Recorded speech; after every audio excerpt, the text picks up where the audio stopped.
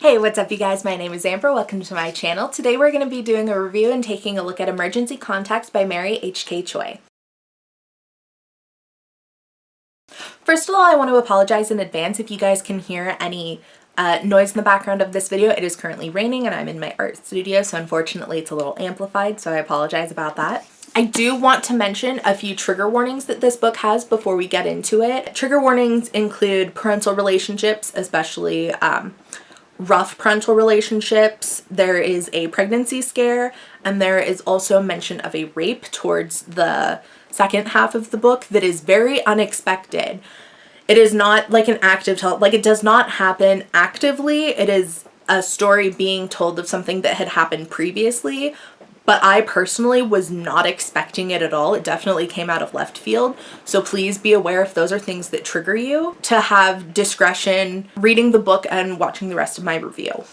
Emergency Contact was published by Simon & Schuster in 2018. And I'm not gonna lie, this was definitely a purchase based on the cover because look at that.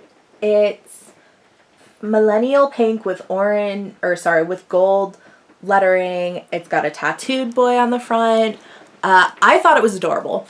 I saw it when it first came out, but unfortunately could not bring myself to pay full price for it. So I was stoked when I was able to find it on Book Outlet at a super discounted price. Last time I checked, it was still available if you had any interest in purchasing.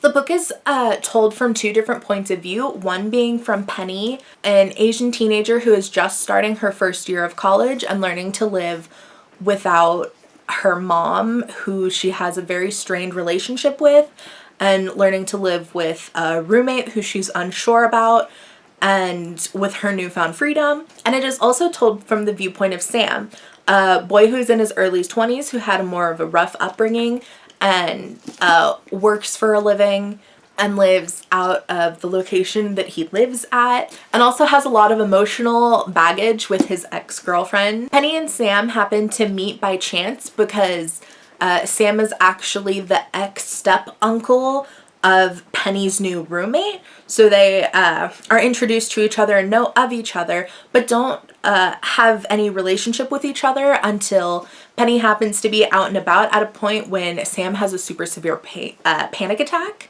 and she's able to help him through that and make sure he gets home okay, because he had never personally experienced a panic attack before and wasn't aware of what it was. At first they thought it was an emergency and that he was having a heart attack, and were able to work through it and figure out what it was.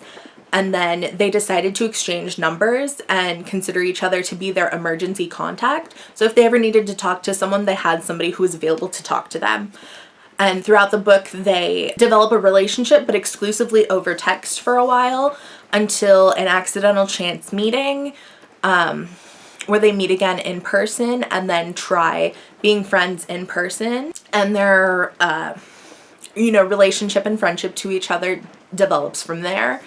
However, Penny's roommate, who happens to be the ex-stepniece of Sam, had specifically said that she didn't want any of her friends dating or having a relationship with Sam because that was who she considered to be her uncle, and she thought it was really weird, which Penny and her other best friend, the roommate's other best friend, had agreed to. And when she finds out about it, feels very betrayed, and like they were sneaking around and there was something going on when there kind of was, but kind of wasn't, because there was nothing official. And it was also one of those ones, it is slightly frustrating because they're both very into each other, but assume that the other person wants them to stay in the friend zone. So nobody says anything for the longest time. And these things always frustrate me so badly, simply because I have way too much personal experience with this. There have been several occasions where I've been super into a person, but I didn't want to ruin my friendship with them, so I never said anything. And then after the fact, later I found out that at the exact same time they were also into me. So it's like, really? We could have been dating this whole time if one of us just had the balls to freaking say something. So this situation is very close to home and a little bit frustrating to read, but not so much that it's like an issue at all. I would recommend the read. However, I do recognize that the first couple chapters are kind of hard to get through because everything feels so statuesque. Like, it doesn't feel genuine, as real as the author is trying to make it. Like, she's trying to make them, you know, relatable characters and, you know, have real things going on in their life, but it does feel very superficial for the first few chapters. But if you get through those, the rest of the story does improve from there and get a lot more enjoyable to read the further along in the book you get. It is a slightly longer read than the typical young adult book I've personally found, but I was able to, you know, read it in a few days, no issue at all. So yeah, if you have any interest, last time I checked it is still on Book Outlet, or you can get it at your local bookstore. If you are interested in any more of my reviews, you can check out my YouTube channel for some previous and soon to be uploaded ones, as well as my Bookstagram at AmberCaitlinReads, and my Goodreads, which is you know, Goodreads / What Is Love Is the Weapon, for written reviews, which are honestly so much better than my video reviews. Unfortunately, I still have not gotten the hang of doing video reviews, so I'm still a little bit scatterbrained, and I don't explain myself well, so I sound much more literate on paper if you have any interest. Thank you so much for watching. I had a blast hanging out with y'all. Peace.